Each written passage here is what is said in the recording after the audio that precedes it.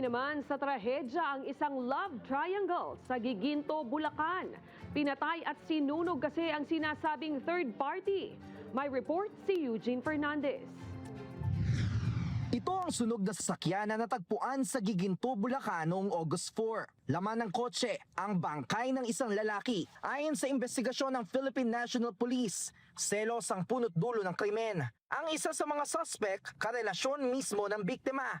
Target noong una ng suspect na perahan lang ang biktima, pero hindi nagtagal na fall din ang babae. Yun nga lang, bawal na pag-ibig pala ang nabuo. In a relationship na kasi pala ang suspect sa iba. Dito na nagselos ang orig na karelasyon ng babae.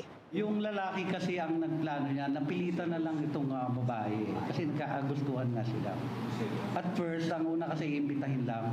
Sobrang selos nitong isa kasi very sweet daw eh.